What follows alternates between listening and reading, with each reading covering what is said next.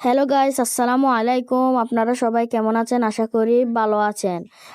আজকে আপনাদের কাছে নিয়ে এসেছি খুবই সুস্বাদুর খাজা রেসিপি। দেখুন কি ক্রিস্পি হয়েছে। চলুন তাহলে রেসিপিটা বলা যাক। প্রথমে একটি বাটিতে নিয়ে নিব পরিমাণ মতো ময়দা এবং দিয়ে দিব স্বাদ মতো লবণ। দিয়ে দিব রেগুলার রান্নার তেল 3 টেবিল স্পুন। সেগুলোকে ভালো করে মেখে নিব। মাখা হয়ে গেলে দিয়ে দিব একটু একটু করে পানিগুলো দেওয়া হয়ে গেলে মেখে নিব এবং একটি ডো তৈরি করে ফেলবো। দেখুন ডোটা কি সফট হয়েছে এবং ডোটাকে রেখে দিব 20 থেকে 30 মিনিট পর্যন্ত রেস্টে। গেলাম 20 মিনিট পর এই ডোটাকে ভালো করে মতে নিব। মতা হয়ে গেলে সাইজ করে কেটে নিব এবং বেলে নিব। বেলানো হয়ে গেলে দিয়ে দিব কর্নফ্লাওয়ার।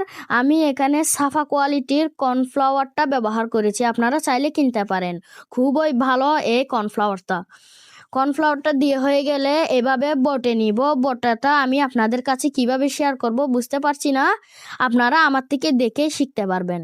এভাবে এরপর উপর একটু পানি দিয়ে দেব। এই সাইড থেকে বটে এবং ওই সাইড থেকে বটে নেব। পানিটা দিলে লাগবে, পানি না দিলে এটা লাগবে না এবং তেলে ফ্রাই করবার সময় খুলে যাবে। এখন একটা কড়াইতে দিয়ে দিব খাজাগুলো। তেলগুলো বেশি গরমও করব না এবং কম গরমও করব না, মিডিয়াম গরম করে খাজাগুলো দিয়ে দিব। যদি তেলগুলো কম গরম করি তাহলে খাজাগুলো ছাড়লে ভিতরে তেল ঢুকে যাবে। দেখুন আমাদের কথা বলতে বলতে আমাদের খাজাগুলো ভাজা হয়ে গেছে। এই পিঠ থেকে ওই পিঠ উল্টো পুল্টো করে সেগুলোকে আমি নামিয়ে নিব। দেখুন দেখতে কি ক্রিস্পি হয়েছে, ভিতরে একটুও তেল ঢুকেনি, সেগুলো ফুলেও গেছে। এখন সেগুলোকে নামিয়ে নিব। এখন আমরা চলে যাব অন্য পর্বে, চিনির শিরা তৈরি করার জন্য।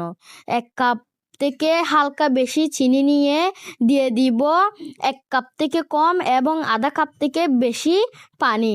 দিয়ে দিব 2টা এলাচ এবং একটা তেজপাতা। হালকা আছে চিনিগুলোকে পানির সাথে গলিয়ে নিব। দেখুন আমাদের একটুও চিনি এখানে অবশিষ্ট নেই এবং সেখানের মধ্যে খাজাগুলো দিয়ে এপিট ওপিট করে নামিয়ে নিব এবং আমাদের খাজা তৈরি